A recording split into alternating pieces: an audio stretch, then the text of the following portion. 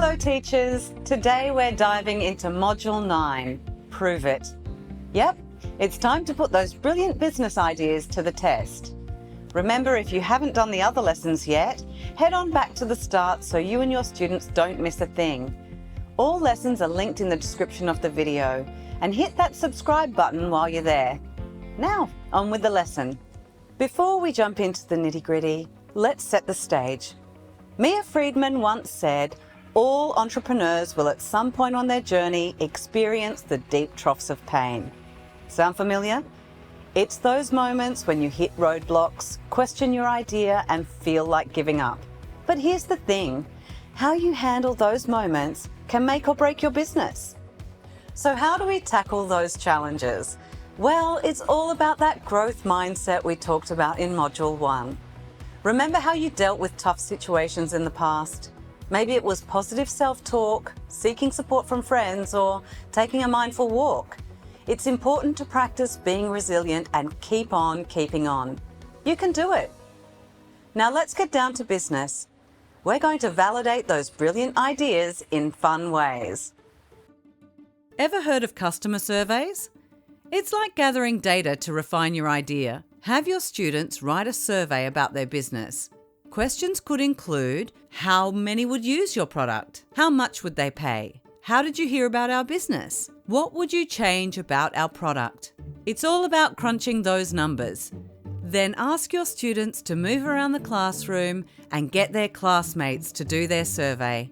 We can also prove our business works by conducting a pre-mortem. Imagine it's a year into the future and your business flopped. Yikes! Let's do some detective work and figure out why. It's not about scaring you off, it's about preventing those pitfalls before they happen. Have your students ever heard the saying, prevention is better than cure? Conducting a pre-mortem on a business idea at the beginning will provide valuable insight and help to avoid costly errors in the future.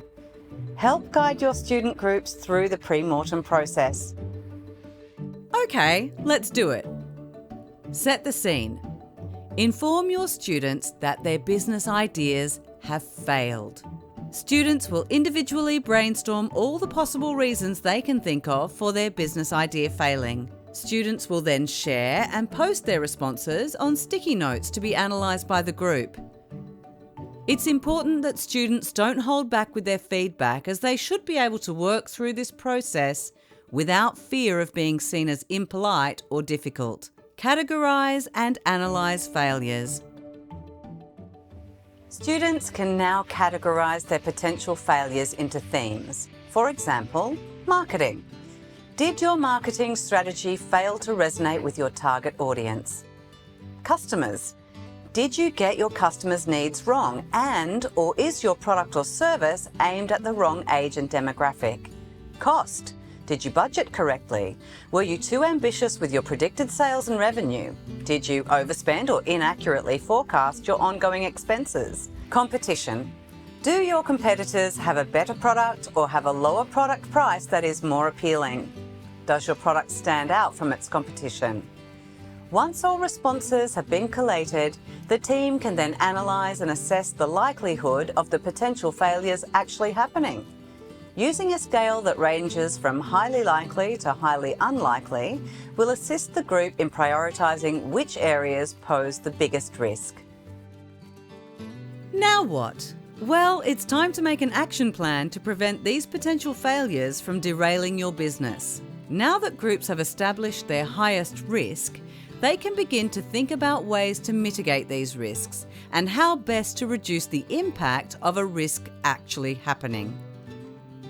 Students will need to think about what actions need to take place in order to strengthen their business plan before it fails. Conducting a pre-mortem offers your students a great opportunity to identify any harmful risks to their product or service, and will give them greater confidence moving forward with their business ideas. And there you have it, teachers. By following these steps, you'll help your students keep their businesses safe by seeing potential risks before they happen. Next lesson, we'll work on challenging our own assumptions. Until then, happy teaching. Also, don't forget you can head to the Enterprising Girls website and download the full lesson plan in its entirety, completely free. The link is in the description below. Plus, we also offer the online classroom where you can track your students' process, see curriculum links, and even make reporting time easier.